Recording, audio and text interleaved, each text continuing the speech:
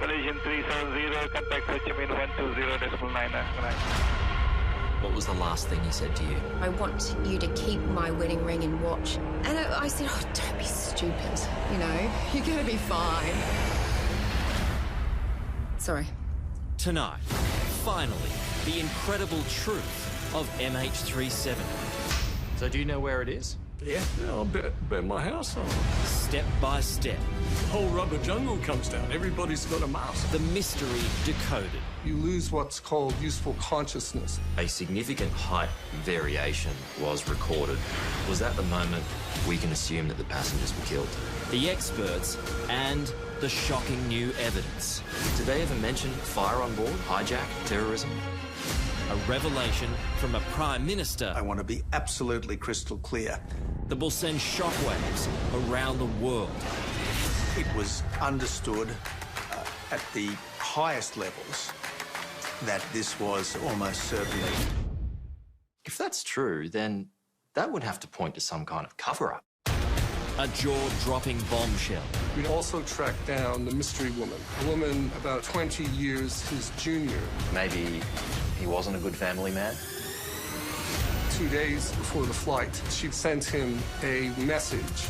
For the first time, the government says it looked at all possible theories. Well, they haven't. The answer to the question, where is the wreckage? The whole world is asking. This is a piece of a seat from the main cabin I'm holding right in my hands. Tonight, Malaysia 370.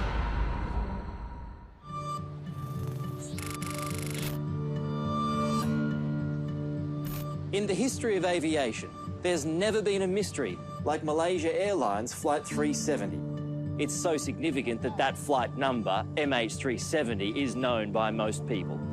It was a modern passenger aircraft that took off from this runway in Kuala Lumpur on the 8th of March 2014 and simply vanished from the radars with its pilots, its crew and its passengers on board.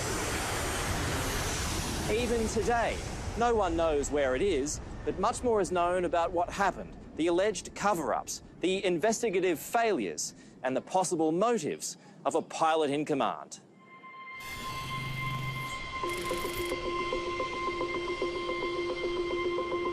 It's a balmy evening with a moonlit, cloudless sky, and it's business as usual at Kuala Lumpur International Airport. Nothing seems out of the ordinary. Not the planes on the tarmac or the passengers in the terminal. Among those passing through security, Captain Zahari Ahmed Shah, followed by First Officer Farik Hamid, the pilots of MH370. One a junior, the other a veteran. He has been flying on 777 as a captain since 1998, and he has clocked well over 16,000 flight hours, so a very senior captain. Just after midnight, as this security vision shows, the last of the 227 passengers and 12 crew members board the Boeing 777. New Zealander Paul Weeks is among them. He's on his way to China for a new job in the copper mines. I know he sent an email to his brother saying he had taken a sleeping tablet and had some brandy in the business class lounge and he was ready to just relax and sit back and have a nice sleep. It's the last time Paul or anyone else on board will ever be seen again. 370, 3 to right of takeoff. Nice.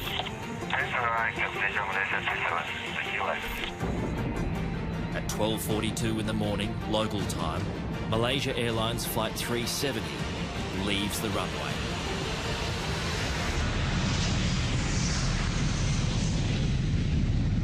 Weather conditions are fantastic. It's a really dark night and it's about 1:15 in the morning. It flew absolutely normally for the first 40 minutes. There are a couple of interchanges about altitude, which are absolutely standard. Malaysian 370, Lumpur radar, good morning. Climb flight level 250. Morning, level 250, Malaysian 370. This was after midnight. Most people on board would have had their meal and be probably going to sleep. Malaysian 370, maintaining level 350. Malaysian 370. To all appearances, quite normal to start off with, until they got to the border area between the airspace in Malaysia and Vietnam. 40 minutes into the flight, a whole lot of things happened in very rapid succession. It's now 1:19 in the morning. MH370 is about to cross from Malaysian to Vietnamese airspace, which means responsibility for the aircraft is handed over to air traffic controllers in Ho Chi Minh. But before it crosses from one air traffic sector to another, a final goodbye and some famous last words.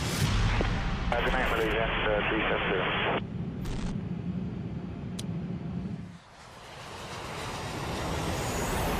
Good night, Malaysia 370 were the last words heard from anyone on that flight. And at the same time, the plane disappeared from radar screens. It's 2:30 in the morning, an hour after the plane disappears, and an urgent call is made to the crisis coordinator of Malaysia Airlines. The ops manager told me that we have lost contact with MH370. How are you feeling at that point? I felt that something is seriously wrong. So immediately I triggered a code red alert. Code red. Alert, yeah? Fuad Sharuji has worked for Malaysia Airlines for 43 years. An early morning phone call isn't unusual, but a lost plane certainly is.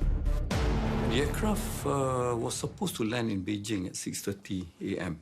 So were you still hoping that MH370 would still arrive in Beijing? Yes. 6:30 a.m. in Beijing, when the plane should have landed. Delayed, flashes on the arrivals board. Panic sets in. The last point of contact is over the South China Sea, so that's where a search is launched. That was the last known location, so our assumption is that the aircraft has probably gone down in South China Sea, and for whatever reasons that we cannot explain, we do not know. Fuad Sharuji's next task is the toughest of all, to find and tell family members the plane carrying their loved ones has vanished. We do not have the contacts of the families. So that was a challenge, a real challenge. No one in Australia gets the courtesy of a call from the airline. Danica Weeks is told by a reporter her husband is missing. I got a call from a lady in New Zealand and she asked for Paul. And I said, oh, no, sorry, look, he's on a plane to Beijing at the moment. And she said, so you don't know? And I said, well, no. And she goes, there's been an incident with the plane. Sorry. So obviously I just assumed it was a crash. I dropped the phone.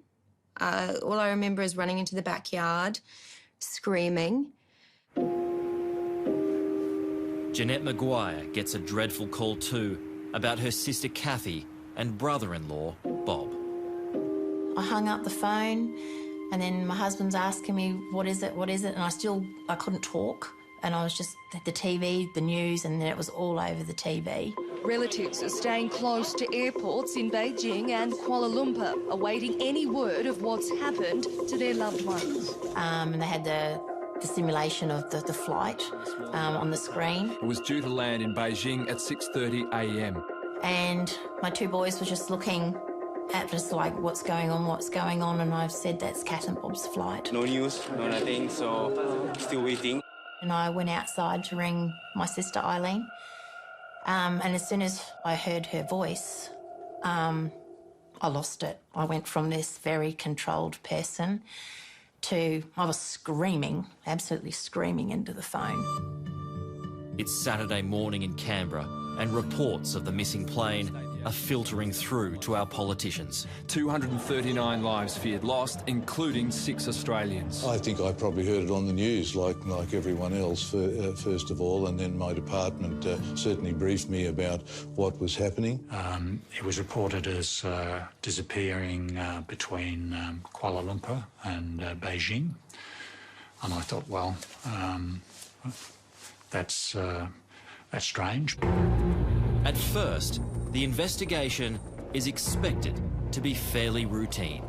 There's been several cases of aircraft going down over water. The most classic one was Air France 447 in the South Atlantic. And we assumed at that point, on the absence of any other information, that it was most likely that sort of event. Australia's Prime Minister at the time is Tony Abbott. I rang the Malaysian Prime Minister and I offered Australian assistance. At that stage, we thought that the plane had disappeared somewhere in the South China Sea. There are sightings of oil slicks off Vietnam and possible floating debris, but all prove false. We have not found any wreckage, no wreckage whatsoever. Warren Truss is Tony Abbott's deputy and Transport Minister. Australia immediately deployed resources to assist with the search in the waters near Vietnam, and we were a part of something like 30 nations involved in that search in those early days.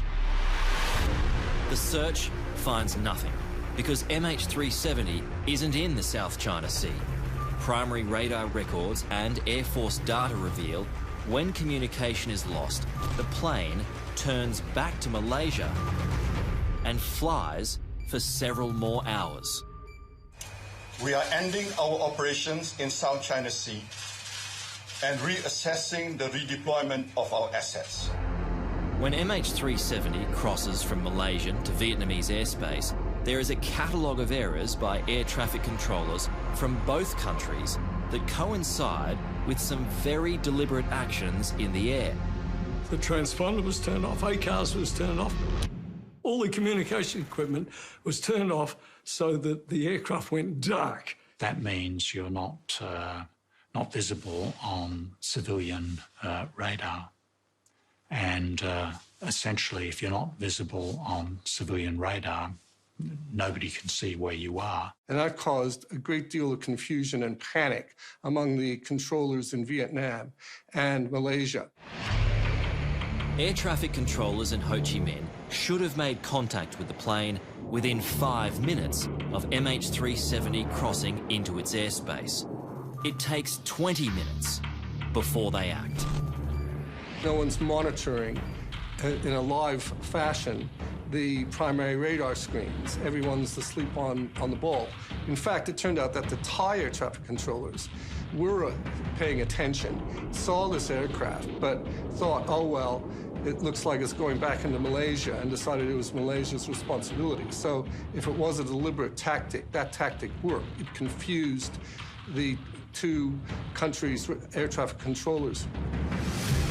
2 minutes after communication is lost, MH370 takes a 40-degree turn to the right and then banks left with a long and deliberate 180-degree turn, meaning the plane tracks almost directly back across the Malay Peninsula. Manoeuvres only someone flying the aircraft can implement. To achieve that turn, the aircraft could not be used to be flown on the automatics of the aircraft. So you'd have to take the autopilot out. The autopilot would have flown itself to its programmed destination, Beijing. It didn't. Someone reprogrammed the flight management system computers. Data shows once the plane flies across the Malay Peninsula, it turns around the island of Penang, flies up the Malacca Strait and across the Andaman Sea. It's even seen on military radar, but no one acts. The military radar spotted the plane, but they assumed that it was a friendly aircraft. And that was the reason that they did not do anything about it. Are you happy with that excuse? No. What should they have done? Well, they should at least should have checked with the civilian, Department of Civil Aviation. But what could they have done? The least they could do is to intercept the flight and to find out what happened to this flight. If that was Australia, wouldn't you send a plane up? Isn't this odd? You have some plane which has no calling card flying through your airspace. If they had gone up, we wouldn't be living this nightmare. As the Malaysians lurch from one bungle to the next, MH370 continues on its journey to nowhere. I think the initial response by the Malaysian government was, shall we say, it took them a while to get organised. Are you suggesting that the Malaysians could have done better? Is that where some blame I think they could have done better. No, I think initially their coordination was lacking, and that's a fact of life. Did they stuff it up? Well, I think that's too strong, but there are certainly cultural issues that were associated with it all, and also, and I think this is a very, very important point, families wanted answers to questions, and no one had the answers.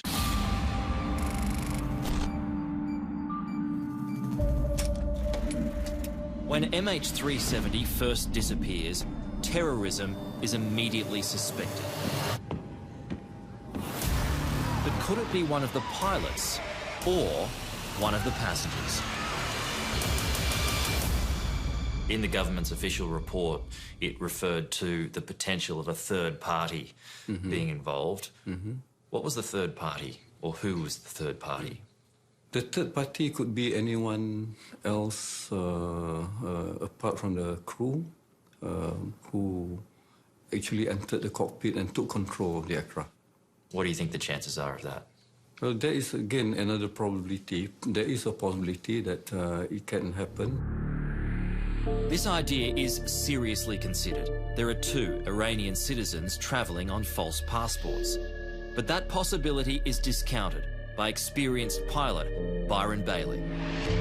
Well, you're saying in that 2 minutes from when the captain said goodnight, we'd had to get past the cabin crew, through a locked reinforced door, overpower the pilots, remove a pilot from his seat, get in the seat, turn everything off, and then commence a manually flown turn. And he would have to have been a very, very experienced Boeing 777 pilot to do that, all within 2 minutes. Not possible.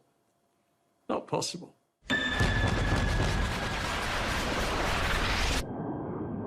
The 2 passengers are asylum seekers trying to get to Europe. They have no motivation or the experience to carry out such a deadly plan. And while pilot Captain Zahari has political links, no group has ever claimed responsibility for the tragedy. It's highly unlikely to have been a terrorist event.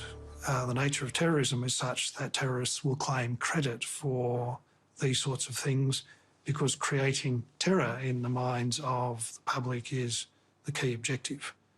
No one has claimed any credit, no terrorist organisation. If it had been an individual terrorist who had planned this and executed it, then they would have left behind some sort of evidence pointing to this. Otherwise, it's pointless. The search is expanded to cover the east and west of the Malay Peninsula, and the focus shifts to a potential fire.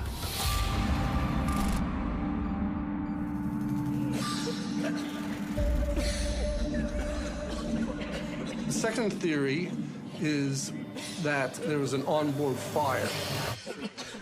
The captain made some attempts in this partly burnt out cockpit to try to fly it, but some controls were burnt out, the communication systems were burnt out, and he tried going this way, that way, but eventually he ran out of oxygen or just decided that the case was lost and turned the aircraft south, where he knew when it crashed no one was going to be hurt on the ground.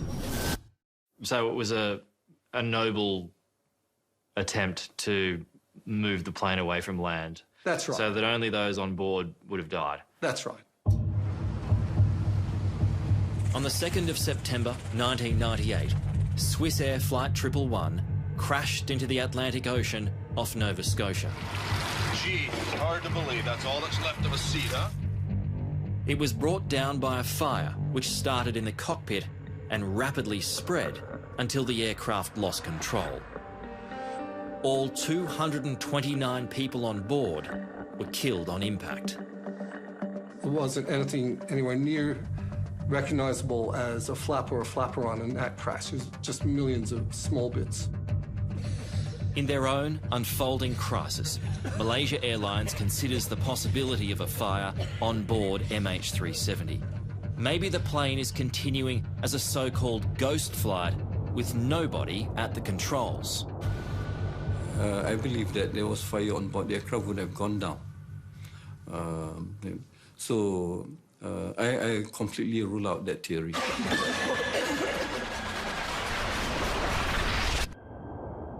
There's nothing in those accident-type scenarios, fire scenarios, that explains the observed flight path of the aircraft.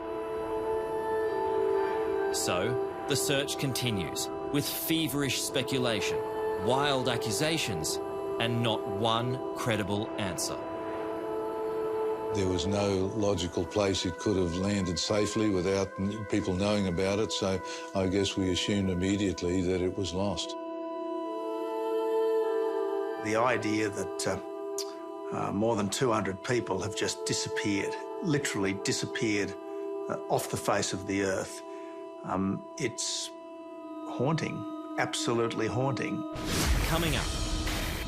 There is this system which not even pilots knew about. In this case, about every hour, there's a satellite handshake. The aircraft will send a signal to the satellite. I didn't know about that. He wouldn't have known about that. And no one would have known about that. What happened was the result of planned and deliberate action. It's very straightforward. You reach up and you press a button, then the plane will decompress, rendering everyone in the cabin unconscious.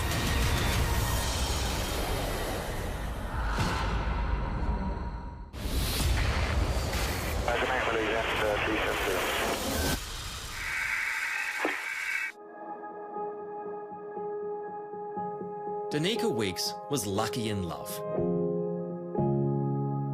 She was a young traveller out for adventure when she met Paul, the man of her dreams. He was an amazing man, extremely intelligent, tough. He was from the New Zealand Army. We met in the Hofbrau house at Munich Beer Fest, moved in 2 weeks later, and look, it was love straight off the bat.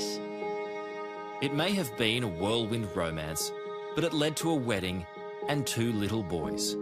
Paul and Danica were together for 14 years. I'd like you all now to raise your glasses and join me in a toast to my beautiful bride, Danica.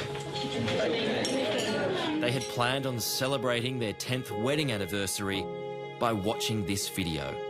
It was one of their many plans that would never happen. We had plans that we were going to live down the road from the boys when they were older, whether they liked it or not. And all these plans we had, and he had this amazing job, and life was good for us. It was really good. He was an incredible man. You moved in quickly. What was it about him that struck you that you thought, well, this guy's a keeper? Oh, everything about him just drew me to him. Incredible man, beautiful family man too. I knew he'd be amazing with children, and he was with the boys. Paul Weeks was on his way to China to work in the Rio Tinto copper mines in Mongolia after an induction course in Beijing. It was his first trip, and he was excited. This is Paul playing music with his young sons the day before he left. Like before he left, we were sitting outside having a glass of red wine together in Perth, and he said to me, I am so happy right now. He said, I have you, I have the boys, I have this amazing job that's ahead of me. He was so excited, and that's the one thing I hold on to. Paul would still be alive if he caught the plane he was supposed to. Fate dealt a cruel hand after a late flight change. At first, he was booked on Cathay Pacific, and it was only a day and a half before he got on the flight that it changed to Malaysian Airlines. What was the last thing he said to you? when he was heading off to Mongolia, he said, look, I can't wear my wedding ring and watch on site. Obviously, they're not allowed to, working with big machinery. And he said, so I want you to keep my wedding ring and watch and give the ring to the first son that gets married and the watch to the second son. And I said, oh, don't be stupid, you know. You're going to be fine. You'll go there, come back. On the 8th of March 2014, MH370 disappears. It triggers one of the biggest searches in history, from the South China Sea to the Andaman Sea, a search that's about to expand into uncharted territory, thanks to an unknown satellite. I didn't know about that. He wouldn't have known about that, and no one would have known about that. There is this system which not even pilots knew about until MH370, which is that although he turned off all these systems he could turn off, there's one which emits via satellite data from engine performance. And the way it works is that, in this case, about every hour, there's a satellite handshake. The aircraft will send a signal to the satellite with data on it, and the satellite will respond, but then transfer that data to a ground station. In this case, it was actually in Perth in Western Australia. Every hour MH370 is flying, satellites pick up an automated ping from the engines. So the plane is clocked until one final handshake on what's known as the 7th arc. That 7th handshake produced a band, which is an arc, and that's where the science suggests the aircraft would be somewhere on that arc, but we don't know where on the arc. Data stops as the plane crosses the 7th arc, which means that's where MH370 ends its journey. It's run out of fuel. The wreckage is in the southern Indian Ocean, a few thousand kilometres off the coast of Perth, so Australia's involvement scales up dramatically. Australia had responsibility for that search and rescue area, and so we were asked to lead in the search. We had several ships, we had several planes, and we maintained that intensity for several weeks. Looking at an area approximately 1,500 miles to the west. And obviously Australia put upwards of $100 million into all of this, even though we were by no means the majority nation in terms of those who were lost. The search covers 120,000 square kilometres, some of the most inhospitable and unexplored terrain on the planet. It's a very stormy part of the ocean. The seas that the search ships were dealing with were at times up to 15-metre swells. We're talking about an area of the Indian Ocean that's of the order of 4 to 6 kilometres of depth. The ocean floor itself is uneven, hills, mountains, valleys, extinct volcanoes, major fault lines, and all of this obviously in the dark. 21 aircraft and 19 ships are dispatched to the area using highly advanced underwater sonar equipment. If there is anything down there, we will find it. We owe it to the families of those people to do no less. It becomes the biggest search in history, and it needs an experienced coordinator. A call is made to Sir Angus Houston. I spent my whole life looking for people who were lost from time to time, so I said yes. I didn't hesitate. But the veteran military commander dampens expectations early. I didn't see how we could possibly find it, given the information that was available at that stage. If we look at Air France 447, the last known position was basically precisely known, and it took them 22 months to find the aircraft. The biggest problem is time. 3 weeks have passed since the crash, meaning any remnants of the doomed flight have been swept away by currents. Vital clues lost to the vast southern Indian Ocean. In a visual search, your best chance of finding anything is in the first 12 to 16 days. And we were well past that point. So visually, we were in a very challenging situation. Debris is spotted, but it's not from MH370. Then, a breakthrough. 2 distinct pinger returns were audible. Significantly, this would be consistent with transmissions from both the flight data recorder and the cockpit voice recorder. It seems the mystery is finally solved. Yes, we became quite excited when they came up, most definitely. The ship's using the towed pinger locator. In coming days, Mini-subs are deployed to look for the wreckage, but nothing is found. The pings were false alarms. Again, promising leads take investigators nowhere.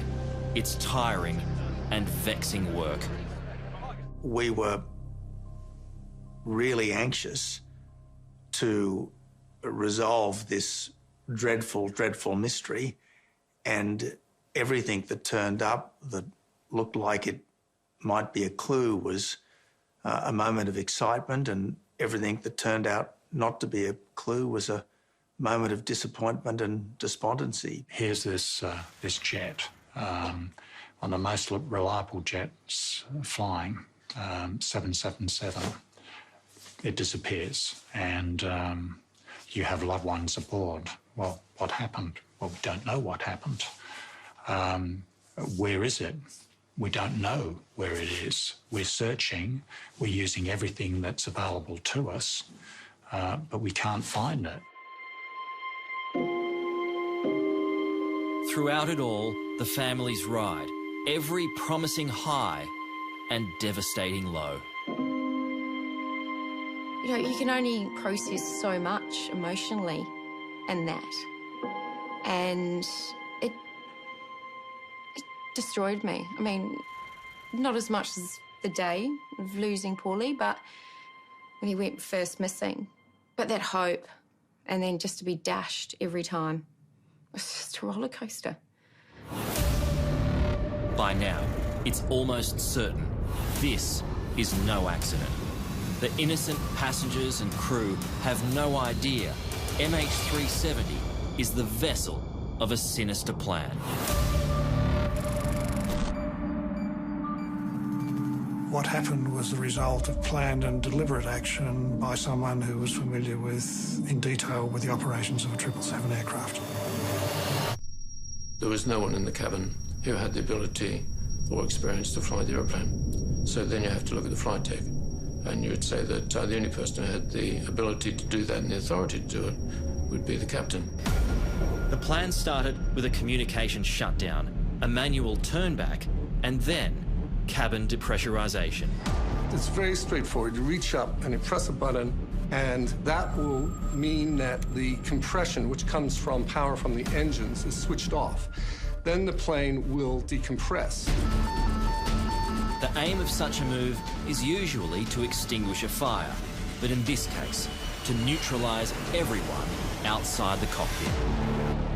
I have no basis for disagreeing that if this was a planned event, that there would have been an attempt to find some way of rendering everyone in the cabin unconscious. The whole rubber jungle comes down. Everybody's got a mask, you know, and people are pulling it down, and people are making sure they're putting it on, a mask on their children, and so on. They're waiting for the cabin crew to actually sort of tell them what's going on. What passengers wouldn't have known is they each had about 12 minutes of oxygen, ordinarily enough air to survive on, while the plane drops to an altitude where they could breathe normally again. But on MH370, military radar discovered the plane actually increased its altitude, so passengers quickly ran out of air. It's a theory that may explain why not a single text message or call was attempted. key to this is that it was about 18 minutes before the aircraft got back over Malaysian airspace, that's to say back into mobile range. And the suggestion there is that he timed it such that everybody would have run out of oxygen in the passenger cabin before it got back over land and into mobile range. And as a result of that, no one was able to make an SMS call or a telephone call. On the MH370 final report, it goes on to show that a significant height variation was recorded from over 31,000 feet to over 39,000 feet in the space of about 15 seconds. Was that the moment we can assume that the passengers were killed? You have to say that there's some doubt as to how reliable the assumptions about variation in height are. It's not to say it didn't happen, but the precision with which that's described, I think, is open to question. But if that did happen, the passengers would have all died from what's known as hypoxia. Hypoxia is a lack of oxygen in the blood, and one of the first things that gets affected is your brain. If you don't get your oxygen mask on in about 30 seconds, what happens is that you lose what's called useful consciousness, 30 seconds to a minute, but less if you're at higher altitude. And I've been hypoxic a few times, and you just feel lightheaded and euphoric. It's quite a pleasant feeling, and you eventually get sleepy and go unconscious. So, I guess, if there's any positive in all of this, it's the realisation that those passengers probably went out peacefully. I'd agree on that, and I have personal experience because when I was flying fighter aircraft, we used to go into a chamber and do hypoxia runs until you were unconscious, and it's so subtle you don't even realise you've gone unconscious. The pilots, however, have extra supplies of oxygen in the cockpit in case of emergency, so they can survive longer, which also supports the theory of a deliberate rapid decompression. Zahari's co-pilot on this flight was Fareeq Hamid. Hamid was a 27-year-old junior who was about to get married, but his involvement in any deadly plan has been all but ruled out. It's assumed he wasn't even in the cockpit.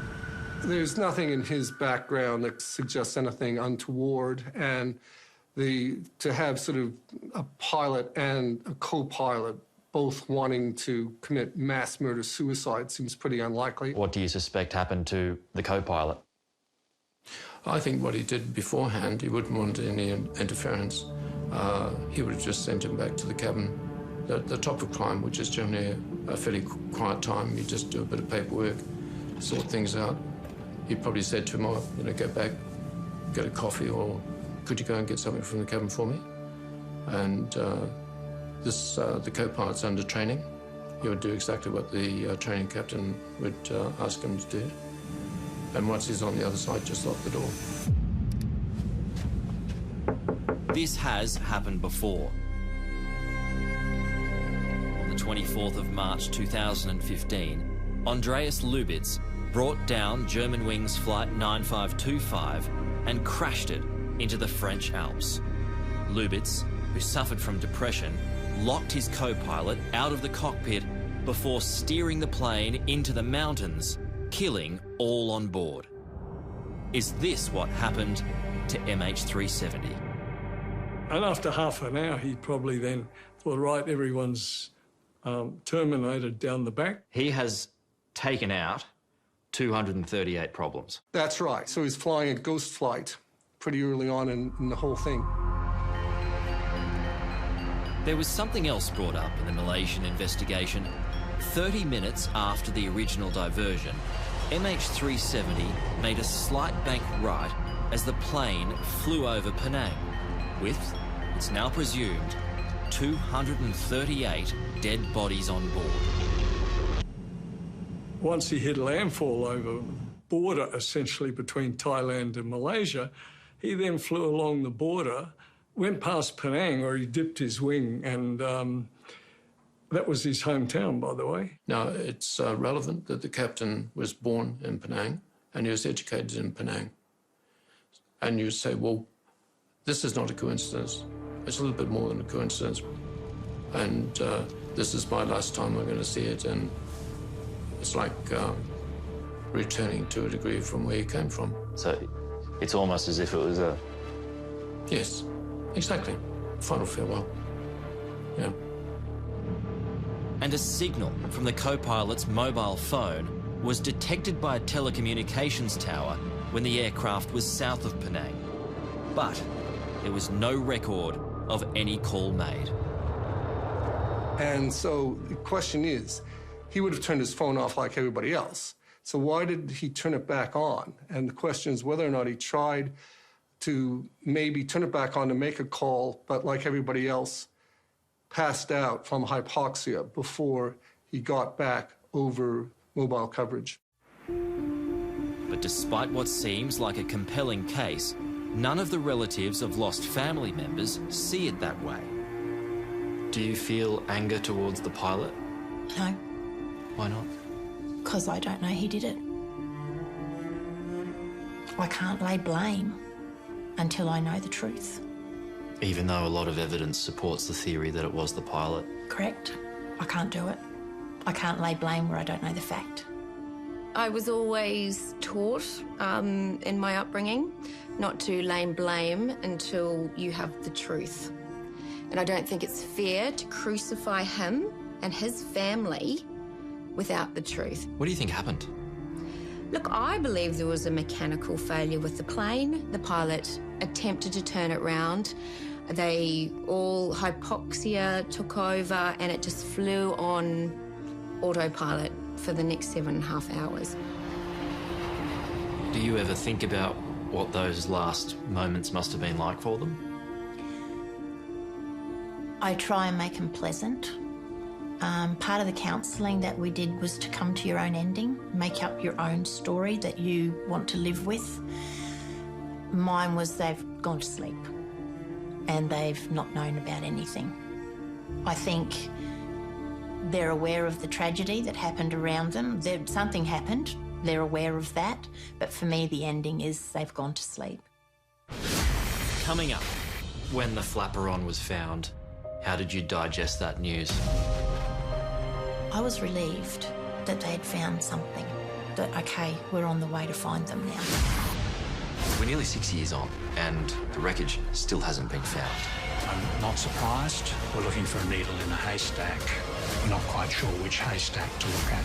I don't think anyone should rest until we have found those people.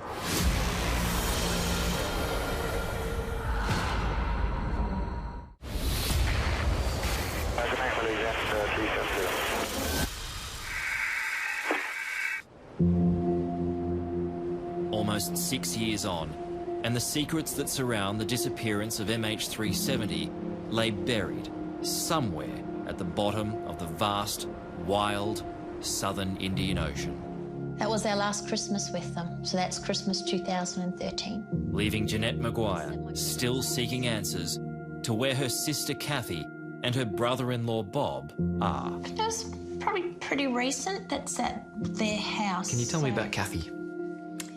Big sister, very loving, caring, naughty, liked to have a joke, a good laugh. And Bob? Same. He was, have a chat, Bob. True Australian, had some great Australian slang sentences, let alone words. Everything was as sweet as. You know, loved beer, loved wine. Kathy and Bob Lawton had just started their dream holiday. They wanted to experience Malaysia, Hong Kong, Vietnam, and they'd never been to China, so they tacked it onto their itinerary. So they went to Kuala Lumpur they were there 4 days, and that's where they caught the flight for MH370. So a 5-week trip, they got 4 days of holidays. Loved ones of those on board are enduring an agonising wait at Beijing Airport. It's shaping up as the worst aviation disaster in almost 4 years. What is it like to experience death of someone so close to you, yet there's no body, there's no evidence of someone dying? I've lost some really, really close people to me. I've lost people through illness, age. I've lost my closest friend through suicide. I've lost family members from suicide.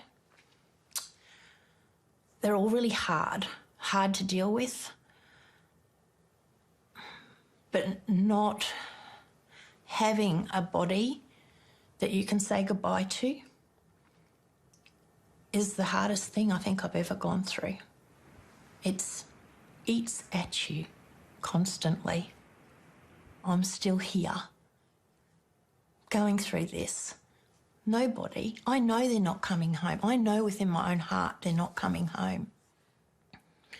But I've got nothing. I've got nothing to walk away from.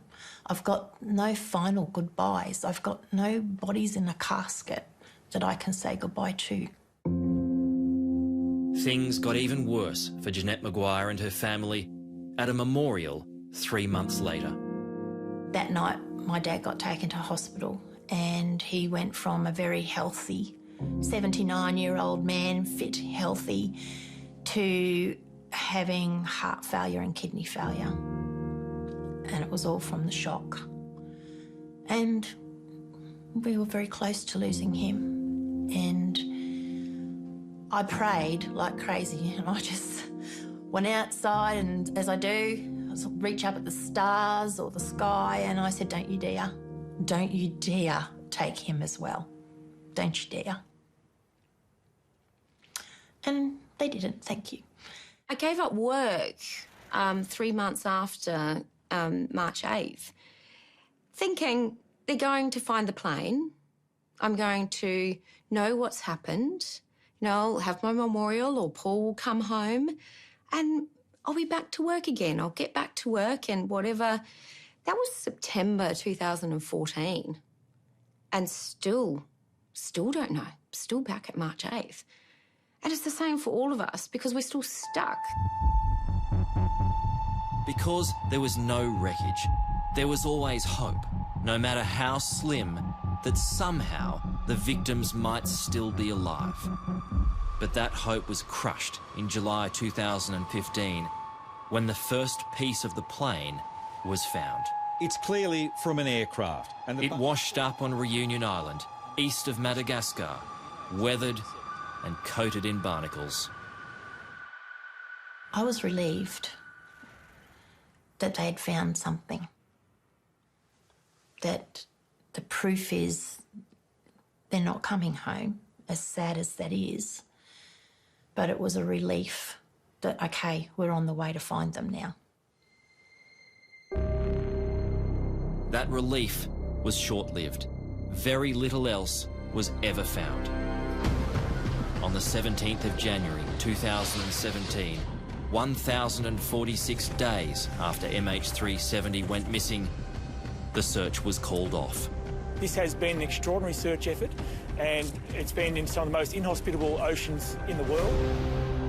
Not one piece of debris was found inside the search zone. I'm not surprised. The Chief of Air Force at the time said, we're looking for a needle in a haystack. We're not quite sure which haystack to look at. The agony of the unknown would go on. I spent 2.5 years of my life working on this, and when you put that amount of attention, effort, emotional connection, working with the families, all of that, huge disappointment. Kathy, Bob and Paul still remain lost at sea. And for those who survive them, pain is never far from the surface. Every morning I go out and I look up at the sky. I've done this from day one. And I always say, where are you, Kath? Where are you, Bob? Is today the day we're going to find you? And particularly this was paramount when the search was still happening. I still do this today because I know that they want to come home. I know they don't want to be where they are. They're family people and they want their family to find them. I don't think anyone should rest until we have found that aircraft and those people. tomorrow night. Tanika, I'll start with you. Just a big smile on your face now. Yeah. I'm like the luckiest and the unluckiest and the luckiest woman again. To find love. The explosive new evidence that will change everything you thought you knew about MH370. So do you know where it is? Yeah, I'll bet my house on it. We know where it is. We've always known where it is. Find out what went wrong and make sure it doesn't happen again. A revelation from a Prime Minister. I want to be absolutely crystal clear. That will send shockwaves around the world. It was understood at the highest levels that this was almost certainly. What did Canberra really know? So you were told about that? If that's true, then that would have to point to some kind of cover-up. And the pilot bombshell. We'd also tracked down the mystery woman, a woman about 20 years his junior. Maybe he wasn't a good family man? 2 days before the flight, she'd sent him a message. The government says it looked at all possible theories. Well, they haven't. Where is the wreckage? Let's get out and explore it. Tomorrow night, finally, the answer to aviation's greatest mystery will be revealed.